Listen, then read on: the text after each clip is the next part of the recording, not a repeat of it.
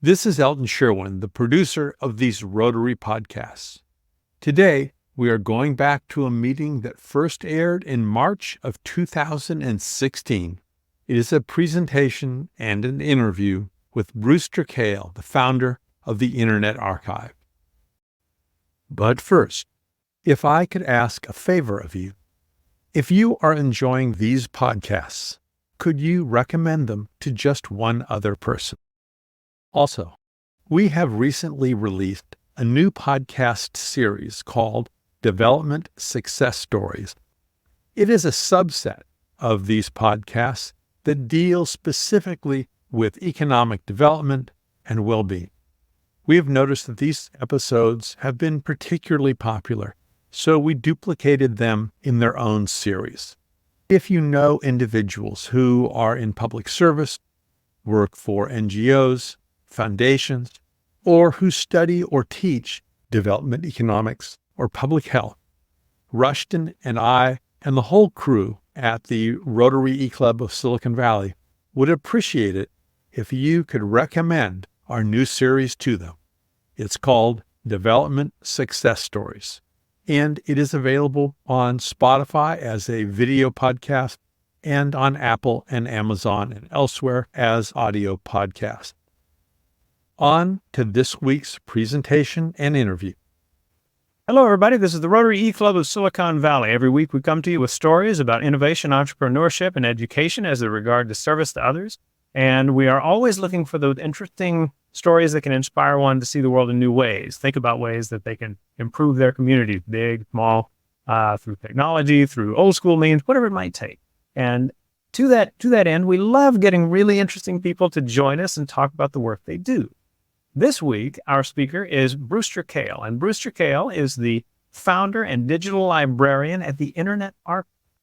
If you're like me, you knew for years that this was around, but you never really thought about it until you got connected to it. In my case, through a really interesting article that got me to go up and visit in San Francisco, and at which I became a major fan of the kind of work that they are doing. Brewster is a former MIT person who has been involved in startups, who has taken a real passion and made it something very real in terms of building what we'll call, Library of Alexandria 2.0. I'll let him speak to that in more detail, but please welcome Brewster Kahle. Rushton, thank you very much. I really appreciate meeting you last week and doing this hangout. I thought what I could do is give kind of an overview of what it is we're doing with this digital transition of when everything goes digital, is it better or worse? And hopefully it's better. And that we could take advantage of this. So I give an overview of what the Internet Archive is, and then we have some time for Q&A. Does that sound a good idea? And all right, so the way I'll do that is I thought I'd just give, not going to be a blithering set of PowerPoint slides. It'll just be a few just to go over some of the basic ideas on what's in the archive. So I'm going to screen share and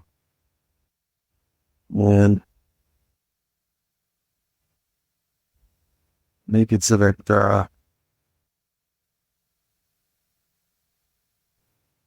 for what is the Internet Archive? The Internet Archive is a 501c3 nonprofit library based in San Francisco.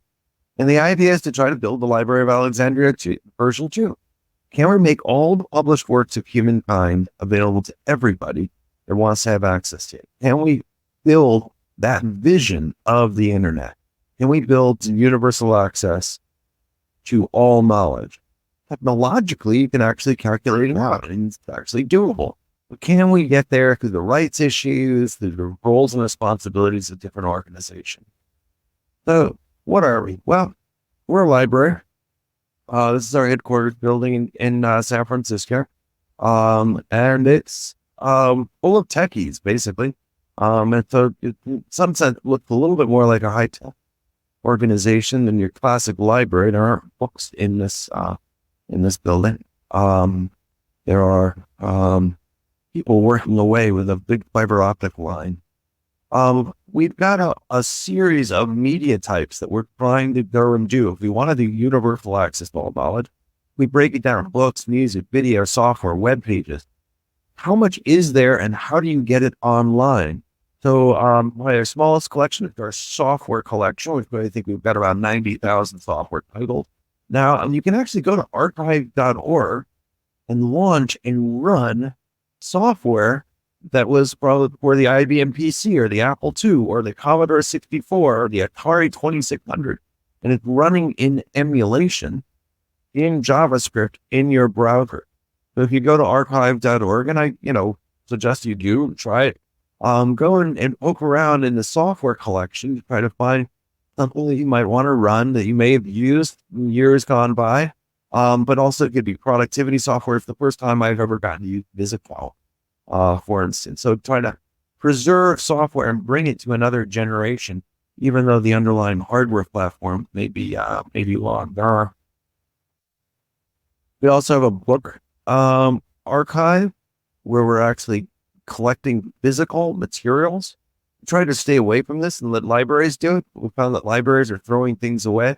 So where we wanted one book digital of every book ever published, we're now trying to collect one copy of every book ever published, and we've got about 2.3 million now of physical books, and also digital books that are being scanned in lots of libraries. So our book collection, we're also collecting movies, music, and try to store these densely, cost effectively, good preservation, where the access copies are the digital ones, and these are really for the storage and long-term preservation function. We also have moving image collection, about 2 million movies. We either digitize themselves or people upload them to the Internet Archive. So if you go to archive.org, there's a little upload button. So please try it. Go and add them. We get a lot of physical movies donated. We've been digitizing like educational films, industrial films, old advertisement, those sorts of things, and making those available. They're much more popular than I would have imagined. The one in the background here is Are You Ready for Marriage? Which is a social behavior film from the 50s or 60s, and all pretty weird, but people are very interested in trying to understand the 20th century by using these moving images that weren't necessarily from a Hollywood kind of perspective. We're also doing home movies on the line. We have lots of audio recordings, a lot of concerts. So we have the tradition that the Grateful Dead started, allowing people to record and share their concert recordings. It's been copied by lots of other bands as long as nobody makes any money. And so a lot of bands have given their permission for their fans to store these concert recordings at very high res on the Internet Archive, as long as no one makes any money and it's working. So we've got 6,000 bands and 130,000 concerts and lots of other audio recordings, and we're getting better at 78s, LPs, and CDs. We just got a collection of 300,000 CDs and 40,000 78 RPM records. So we're starting to get the technologies to bring these somewhat online. You can't go and just put all of these, dump them online, because people will get mad at you for rights issues and properly so. So we're trying to figure out how to strike the right balance of providing some level of access and maybe directing people back to where to buy things. We've also been recording a lot of television. So since the year 2000, Russian, Chinese, Japanese, Iraqi, Al Jazeera, even CNN, even Fox, 24 hours a day, DVD quality. We've been doing a thing called the Political Ad Archive, politicalarchive.org. And it is a site that allows you to see all of the political ads in 20 markets right in the United States. And so we're learning where all of the ads are playing and how often, and then we're linking them with PolitiFact and other sunshine organizations to try to say who's behind it, where's the money coming from, and who's behind their organization that's fronting the money, blah, blah, blah, blah, blah. So it's Political Ad Archive is another service that we do. We have 4 million ebooks. So these are digitized books that we digitized or other people digitized. And you can search and find and download and play with them. If they're modern books, like from the 20th century, books, then we lend them one reader at a time to the openlibrary.org site. So there's archive.org. It has the Wayback Machine and the Television Archive. There's Political Ad Archive and Open Library are 3 sites that you might want to play with. And we have lots and lots of web pages. So we have these web pages, collections that we've been archiving over the World Wide Web since 1996. So you can go and type in a URL so it's not by keywords, or we don't know how to do that yet. But you can type in a URL and see past versions of a website.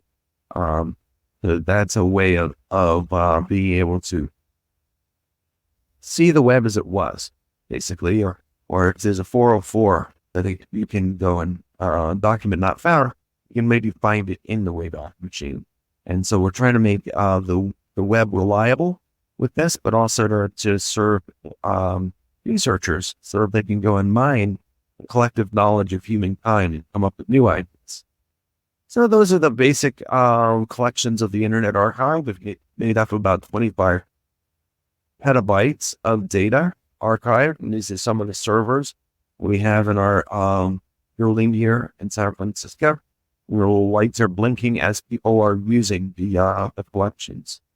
We also help by giving away internet access to a rooftop network, mostly in San Francisco and Richmond. That's kind of fun. We're trying to figure out how to be sustainable, which really means keeping your employees being able to keep working here.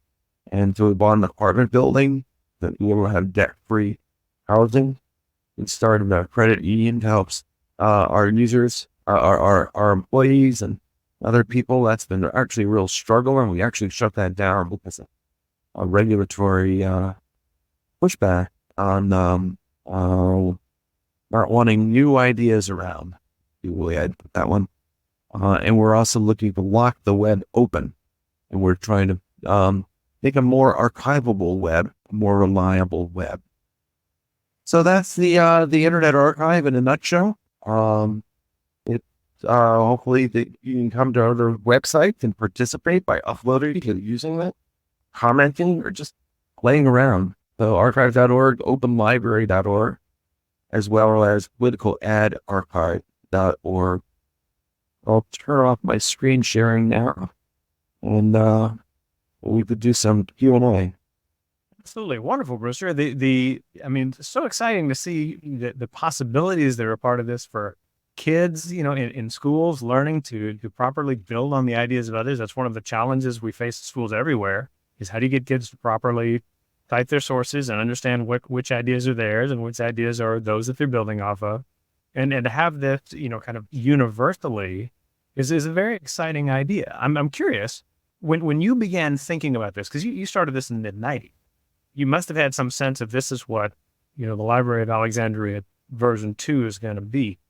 What way has kind of been different for you? What has evolved in ways that were unexpected? I've been amazed at how slowly it has all evolved. They were now almost 20 years old now, and the Internet Archive is still pretty weak in building these things. Also, we haven't ended up digitizing all of the books that are out there and made them available. Google did with a bunch of libraries, but they did it in a way that caused people to get mad, and it got basically made it difficult to get access to it. We've been digitizing away. And so when I'm 25 years ago, when I started in this whole internet space, we said, hey, you're going to turn to your computers to answer questions.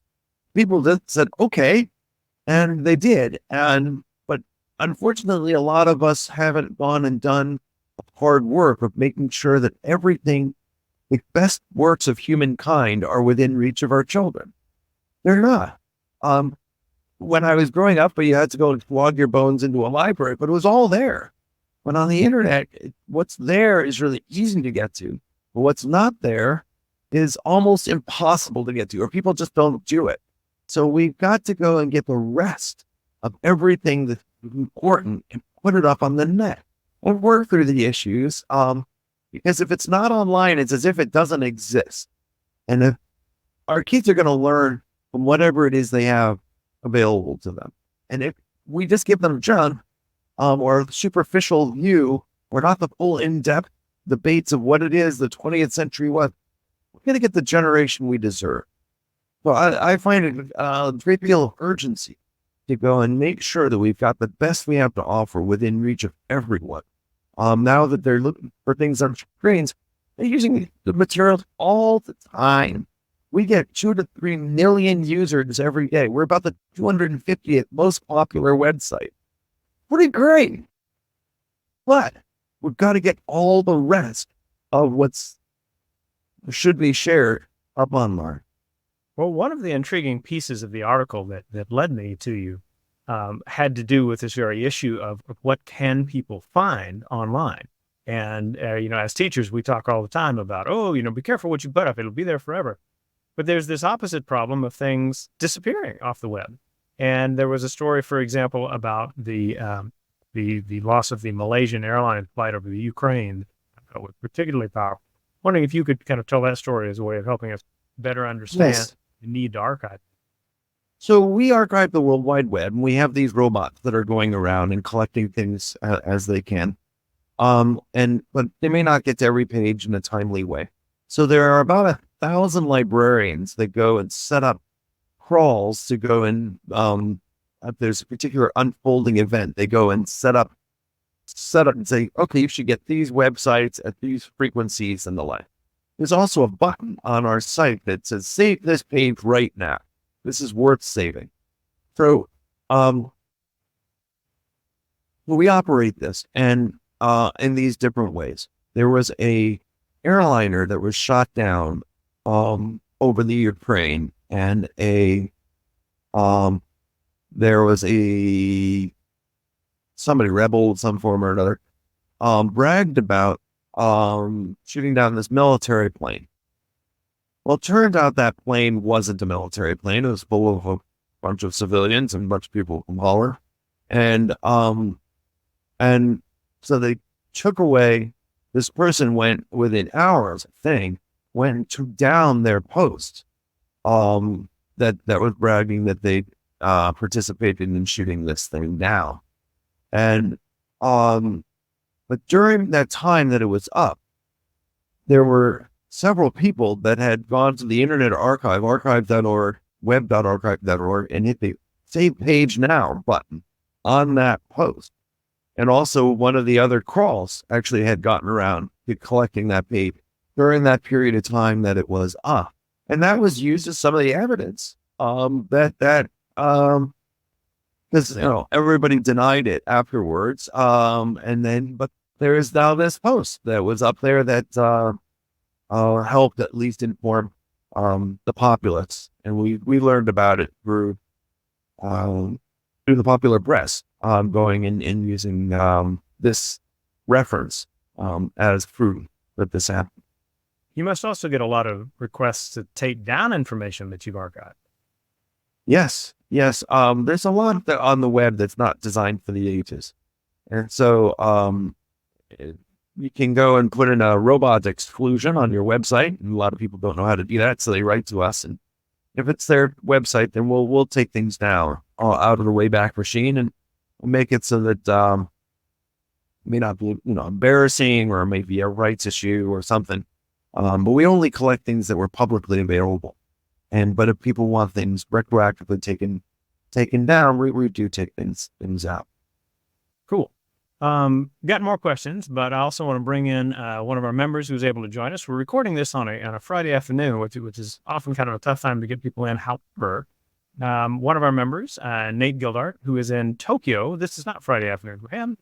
No. Nate, good to have you. Yeah, happy to be here. Brewster, thanks very much for your presentation. I'm a history teacher, so I'm incredibly intrigued and feel incredibly stupid. Like, why haven't I known this, already? But very, very powerful stuff. I'm looking forward to Monday, actually, and taking this back to my classes, because I think my students are really going to be impressed with this as well. I am curious about language. So you're archiving, you got millions of books and other, resources in that. I'm kind of curious, like, do you work in several different languages? Are you working in English only at the moment? Or, the world knowledge obviously, permeates language, culture and all that. So. Our website is only in English, but the materials that are on the archive are in all sorts of languages. And so actually we're very popular in the Arab world. You have a lot of materials that are uploaded. When we digitize books, we digitize in all languages. And we use optical character recognition software to try to go and make that more searchable and more usable. So these materials are in lots of different languages, and we try to make it available. But there are a lot of languages that aren't even supported that way, that well by technology. And we did a project in Bala, kind of fun. There are 3 million speakers of the Balinese language. But the kids taught Malay, which is a kind of mixed language, and so it may be that Balinese will be going away. And with the Balinese wrote books was on palm leaves, and so they would inscribe manuscript in palm leaves, and that was sent out there. And so we talked then with the Balinese government and said, can we just digitize everything ever written in Balinese and put it up online for free? And they said yes. And so our group photographed all of these, and it's a collection. Our called is Long Part. And now we're looking to take that and transcribe it into a computer readable form, and then try to get it back up into the villages to reinforce smaller languages. I'm hoping we can use technology not to wipe out smaller languages, but to actually reinforce the economic viability and interest in smaller languages. Yeah, threatened languages, I would think that even online lessons kind of thing, archived would be a way to keep them from becoming extinct. Well, as extinct and just recording and putting it in a bottle, which is one thing, but really what we want is people to use the languages, and we want the translations. I think that Google used their book collection a lot by digitizing books. They had things in different translations, and they use that to go and teach their translation systems, which I think is fantastic, so that we can make it so that it's not as economically disadvantageous to speak a different language than the people you're hanging out with. So I'm optimistic that we can go and get a large one, and then can we make open source versions so that there are probably going to be languages that are not commercially viable to go try to support with this software investments. So can we get it so that people that are very motivated, maybe very local, can make the last other 5,000 languages be supported by our technologies. Now, when I visited, I remember meeting people from a lot of different countries, people who are part of your team at the archive in San Francisco. Do you bring in a lot of people who have both tech skills and kind of culture and language, backgrounds, kind of in variety, so that you can tap into resources that you otherwise wouldn't have been able to? The Internet Archive staff is fairly technical staff, and also we have 33 scanning centers in 8 countries, because we digitize about 1,000 books every day. And those scanning centers are inside libraries all around the world. It's pretty fun. So that's happening. But we're largely a conduit or technological or organization. We don't know about, Balinese lontars, or cuneiform, or, chemistry or whatever. So we're working with others to help empower that to the extent that we can. Think of as libraries as engines for research. So can we provide resources that they can't easily get other ways to be able to do their work? And is that digitization process something that is also a piece of how you create the revenue streams that support the Internet? Yes, the Internet Archive, it's about $12 or $15 million a year. And about a third of that comes from libraries digitizing books with our staff. We've created a desktop scanner called the Scribe that people can go and buy and then scan books, and they get uploaded and they're permanently stored and maintained on the archive.org site. They also get a local copy, of course. So there's these, that's about a third. And then another third of our income comes from libraries paying us to collect World Wide Web pages. Just pretty exciting.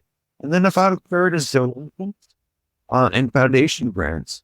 Because we have such a high impact ratio for, we're a bargain because we're basically, we don't spend very much, yet we're able to go and inform and provide materials to million. It's between 2 and 3 million users every day, and that's an enormous amount of reach for an organization, and that's all empowered because of the internet.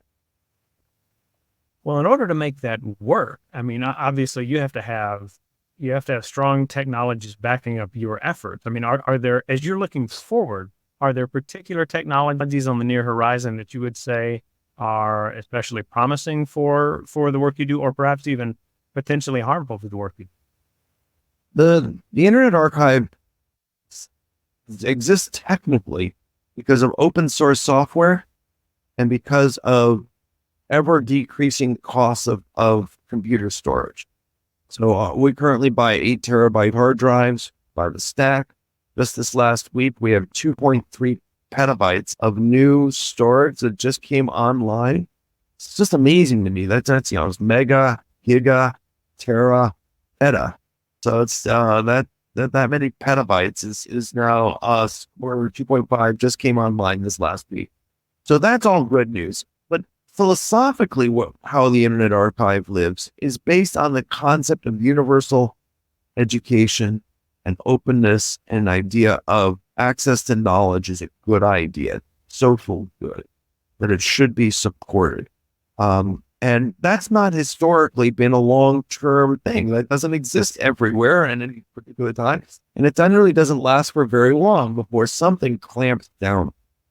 One thing that technologically could look bad for us going forward is we don't have an open system like the World Wide Web.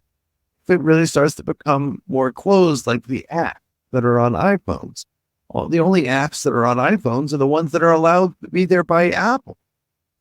Now, they may be good but they can be kind of selective. But having one organization say the set of information that you can get access to, that's a little scary. And if you want to go and change the operating system on your phone, then it's called jail. So there we've got to, we're going to need openness all the way down. And the internet, the World Wide Web, and computers, we now see more people coming in with mobile devices, which are anything but open. So I think we've got, we have to keep pushing towards making the open structures reinforced and worthwhile. Otherwise, we will lose it.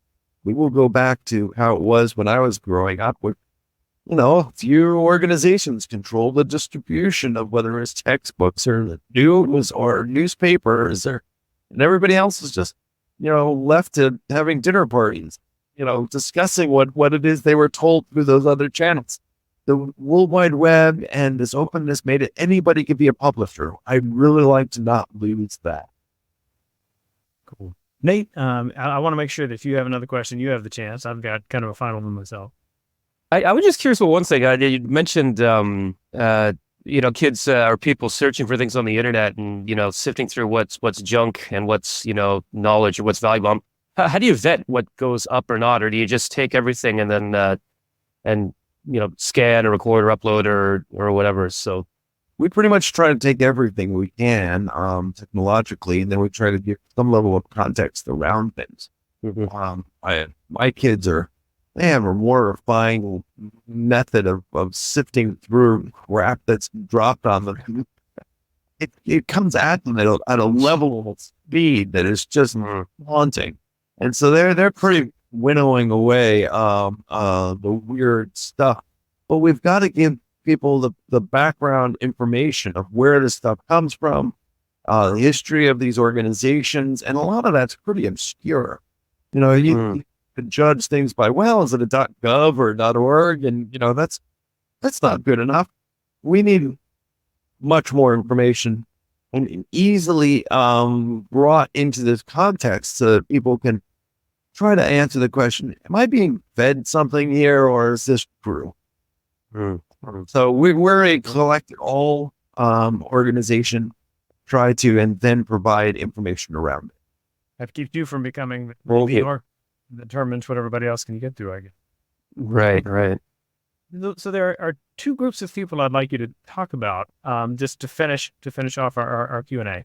One is your team and how they talk to each other. I was wildly impressed when I visited, and I would encourage everybody to go when they're in San Francisco on a Friday, midday, and go get lunch with this group about how they report in each other. So and then I'd like you to talk about the group of people who might be out there who might say, how can I help? What can I do to help, make things happen for the archive?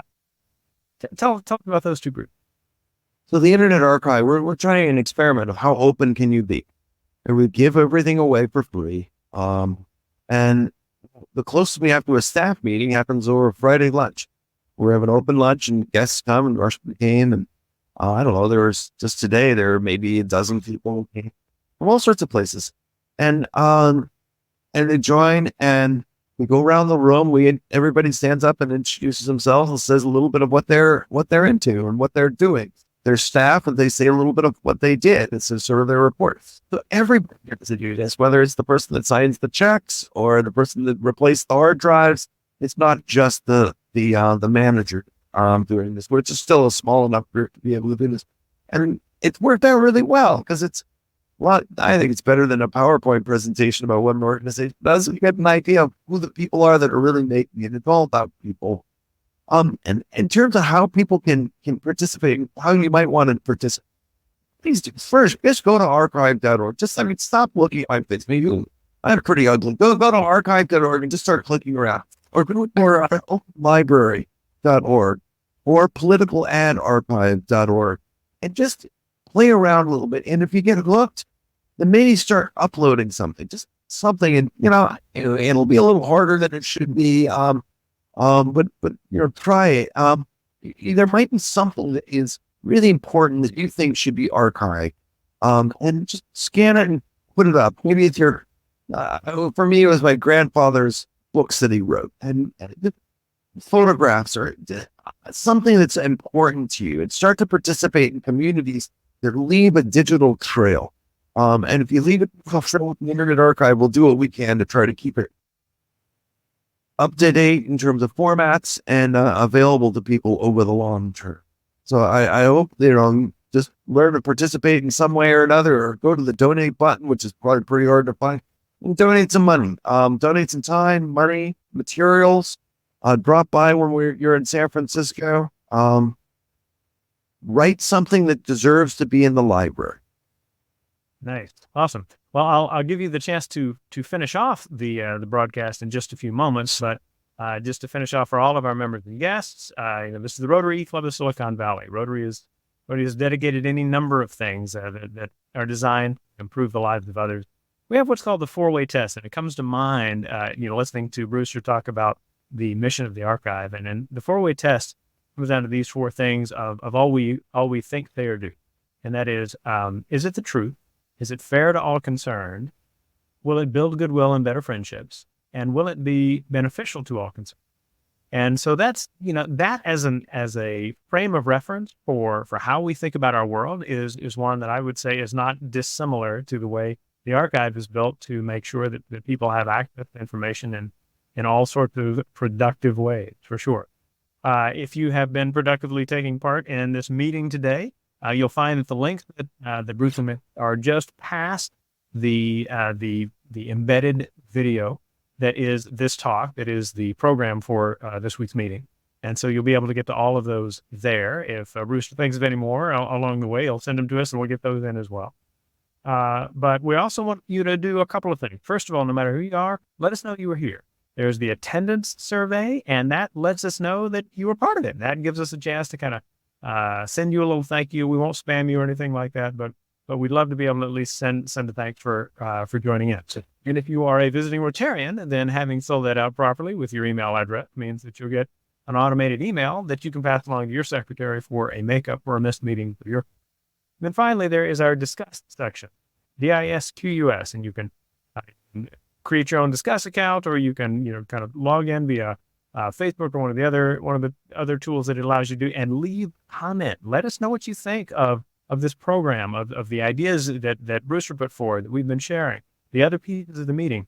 We believe that we can always get better, and we will get better by getting your feedback about what you see and what you think about it. So we welcome your thoughts, and we thank you again for joining us.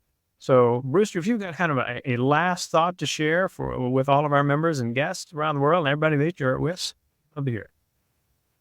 Please participate in some way or another, going and making what it is you cherish or what you think should be shared. Put it online. Go take the risk, the die, and make it as broadly available as you can in such a way that other people can learn from your having been here. And the Rotary has got a long tradition of helping and being a public service, and being a digital public service is every bit as fun and interesting as in the physical world. So thank you very much, Rushman, for the opportunity. Our honor to have you speak to us, for sure. Everybody, thank you again for joining us. We hope to see you next week.